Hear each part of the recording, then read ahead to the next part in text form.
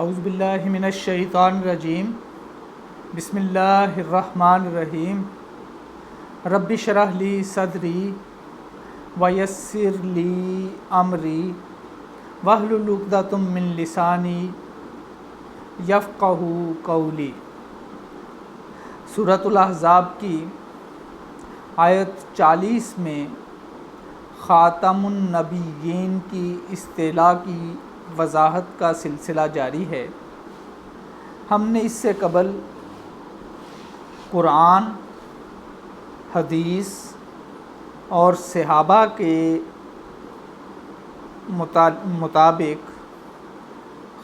ختم نبوت کے اصولوں کو اور معاملہ کو سمجھا ہے۔ ہم دیکھ رہے تھے کہ صحابہ کے بعد آج تک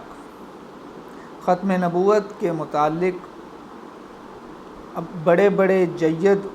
علماء امت کا کیا خیال ہے۔ ہم نے بات کی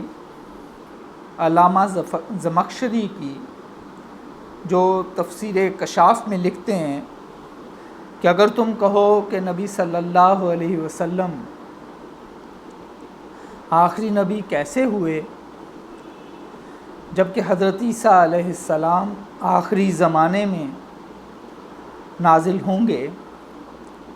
تو میں کہوں گا کہ آپ کا آخری نبی ہونا اس معنی میں ہے کہ آپ کے بعد کوئی شخص نبی نہ بنایا جائے گا، اور عیسیٰ علیہ السلام ان لوگوں میں سے ہیں جو ان سے پہلے نبی بنائے جا چکے ہیں، اور جب وہ نازل ہوں گے تو شریعت محمدیہ کی پیروی کرتے ہوئے نازل ہوں گے۔ قاضی ایاز جو 544 میں جن کی وفات ہوئی، وہ لکھتے ہیں کہ جو شخص خود اپنے حق میں نبوت کا دعویٰ کرے یا اس بات کو جائز رکھے کہ آدمی نبوت کا اکتساب کر سکتا ہے اور صفائی قلب کے ذریعہ نبوت کے مرتبہ کو پہنچ سکتا ہے،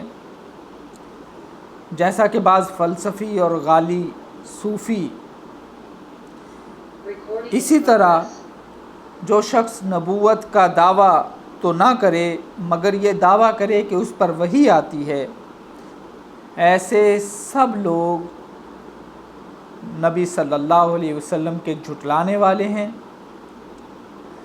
کیونکہ آپ نے خبر دی ہے کہ آپ صلی اللہ علیہ وسلم خاتم النبیین ہیں۔ علامہ شہرستانی جو 548 ہجری میں جنہوں نے وفات پائی، لکھتے ہیں کہ اسی طرح جو کہے کہ محمد صلی اللہ علیہ وسلم کے بعد کوئی نبی آنے والا ہے، تو اس کے کافر ہونے میں دو آدمیوں کے درمیان بھی اختلاف نہیں۔ 543 ہجری میں وفات پانے والے امام رازی فرماتے ہیں اپنے کتاب تفسیر کبیر میں، اسی آیہ مبارکہ کی تشریح کرتے ہوئے وہ لکھتے ہیں کہ خاتم النبیین اس لیے فرمایا ہے کہ جس کے بعد کوئی دوسرا نبی نہ ہو، وہ اگر نصیحت اور توضیح احکام میں کوئی کسر چھوڑ جائے تو اس کے بعد آنے والا کوئی نبی اسے پورا کر سکتا ہے، مگر جس کے بعد کوئی نبی نہ آنے والا ہو اور وہ اپنی امت پر زیادہ شفیق ہوتا ہے اور اس کو زیادہ واضح رہنمائی دیتا ہے، یعنی یہ خاتم النبیین کی وضاحت کر رہے ہیں امام رازی۔ علامہ بیضاوی اپنی تفسیر انوار التنزیل میں لکھتے ہیں کہ رسول اکرم صلی اللہ علیہ وسلم انبیاء میں سب سے آخری نبی ہیں۔ علامہ حافظ الدین النصفی 710 ہجری میں وفات پائی، انہوں نے یہ لکھتے ہیں کہ رسول اکرم صلی اللہ علیہ وسلم خاتم النبیین ہیں، یعنی نبیوں میں سب سے آخری۔ علامہ علاء الدین بغدادی 725 ہجری میں متوفی ہوئے، اپنی تفسیر خازن میں لکھتے ہیں کہ خاتم النبیین وہ، یعنی اللہ نے آپ پر نبوت ختم کر دی۔ علامہ ابن کثیر 774 ہجری میں اپنی مشہور و معروف تفسیر ابن کثیر میں لکھتے ہیں کہ نبی اکرم صلی اللہ علیہ وسلم کے بعد کوئی نبی نہیں ہے، اور جب آپ کے بعد کوئی نبی نہیں تو رسول بدرجہ اولا نہیں ہے، کیونکہ رسالت کا منصب خاص ہے اور نبوت کا منصب عام۔ ہر رسول نبی ہوتا ہے مگر ہر نبی رسول نہیں ہوتا، لہٰذا حضور کے بعد جو شخص بھی اس مقام کا دعویٰ کرے وہ جھوٹا، مفتری، دجال، گمراہ اور گمراہ کرنے والا ہے۔ علامہ جلال الدین سیوطی 911 ہجری میں متوفی ہوئے لکھتے ہیں کہ اللہ اس بات کو جانتا ہے کہ حضرت صلی اللہ علیہ وسلم کے بعد کوئی نبی نہیں۔ علامہ ابن نجیم لکھتے ہیں کہ اگر آدمی یہ نہ سمجھے کہ نبی اکرم صلی اللہ علیہ وسلم کے بعد آخری نبی نہیں تو وہ مسلمان نہیں ہے۔ ملا علی قاری متوفی 1016 ہجری شرح فقہ اکبر میں لکھتے ہیں کہ ہمارے نبی صلی اللہ علیہ وسلم کے بعد نبوت کا دعویٰ کرنا یا بالاجماع کفر ہے۔ شیخ اسماعیل حقی 1137 ہجری میں متوفی ہوئے لکھتے ہیں کہ یہاں اس ختم کے معنی مور کے ہیں، اور مور کا مطلب ہے کہ ٹھپا لگا دیا جائے، ختم کر دیا جائے، کہ نبی اکرم صلی اللہ علیہ وسلم سب سے آخر تھے جن کے بعد سے نبیوں کے سلسلے پر مور لگا دی گئی ہے۔ فتاویٰ عالمگیری جسے 12ویں صدی ہجری میں اورنگزیب عالمگیر کے حکم سے تیار کیا گیا تھا، اس میں درج ہے، اور ہندوستان کے بہت سے اکابر علماء نے اکٹھے ہو کر اسے تحریر کیا تھا۔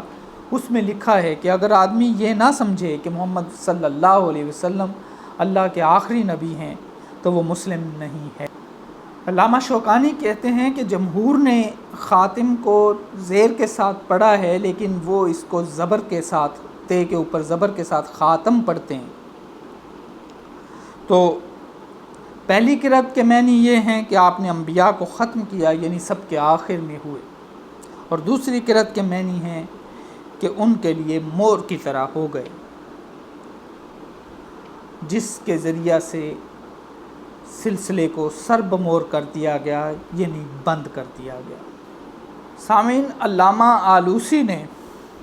اپنی تفسیر روح المعانی میں لکھا ہے کہ نبی کا لفظ رسول کی بہ نسبت عام ہے،